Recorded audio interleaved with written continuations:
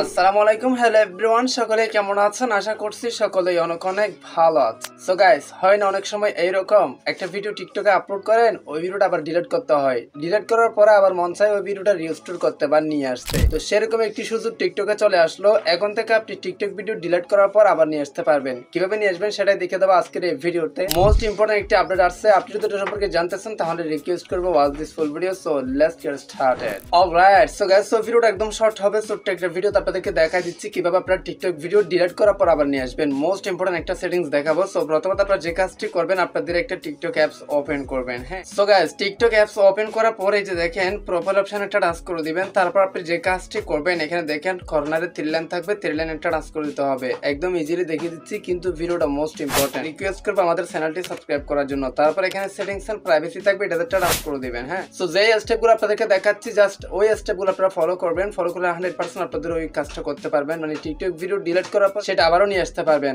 অবাক করা একটা বিষয়। তারপর যে কাজটি করবেন, একটু নিচে চলে আসবেন। নিচে আসার পর এখানে দেখেন গাইস, অ্যাক্টিভিটি সেন্টার নামে একটা অপশন আছে। এটা আমরা অনেকেই চিনি, কেননা অ্যাক্টিভিটি সেন্টার আমাদের ওয়াচ হিস্ট্রি ডিলিট করতে যেতে হয়। আমরা অ্যাক্টিভিটি সেন্টার এই নামটা আমাদের পরিচিত। সো জাস্ট এটাতে একটা ক্লিক করে দেবো। হ্যাঁ, সো আমি একটা ক্লিক করে দিয়েছি। তারপর এখানে দেখেন মোস্ট ইম্পর্টেন্ট একটা আপডেট, সেটা নাম হচ্ছে রিসেন্টলি ডিলিট। এই যে দেখেন রিসেন্টলি ডিলিট, মানে কিছুক্ষণ আগে আমি ডিলিট করছি, কিছুক্ষণ আগে ডিলিট। এটার নাম হচ্ছে কি রিসেন্টলি ডিলিট। সো জাস্ট এটাতে একটা ট্রান্সফার করে দেবো। সো গাইস দেখেন, 3 দিন আগে আমি একটা ভিডিও আপলোড করছিলাম, যেটা কিন্তু এখনো রয়ে গেছে। 27 ডেজ লিফট, মানে 27 দিন চলুন, এরকম একটা রেখা তারা দেখা দিচ্ছে। সেটার মানে হচ্ছে কি 30 দিন থাকবে আপনার ভিডিওটা ডিলিট করার পর, 30 দিন এখানে থেকে যাবে। আমার ভিডিওটা দেখেন অলরেডি 3 দিন চলে গেছে, আরো 27 দিন চলন্তি আছে, মানে আরো 27 দিন আমি এটা নিয়ে আসতে পারবো 27 দিনের ভিতরে। আপনারা যদি এখন থেকে টিকটক ভিডিও ডিলিট করে দেন, ওই ভিডিওটা আবার 30 দিনের ভিতর আপনি রিস্টোর করতে পারবেন। কিভাবে? জাস্ট এই অপশন আসার পর আপনি জাস্ট ভিডিওটাতে একটা ক্লিক করে দিবেন। করার পর দেখেন নিচে রিস্টোর নামে একটা লেখা থাকবে, এটাতে ক্লিক করলে সাথে সাথে আপনাদের ভিডিওটা রিস্টোর হয়ে যাবে, মানে আপনাদের আবারও পুনরায় প্রোফাইলে অ্যাড হয়ে যাবে, রিস্টোর হয়ে যাবে। এটাকে মূলত রিস্টোর বলে, বা টিকটক ডিলিট করা ভিডিও আবার ফিরিয়ে আনার নিয়ম হচ্ছে কি মূলত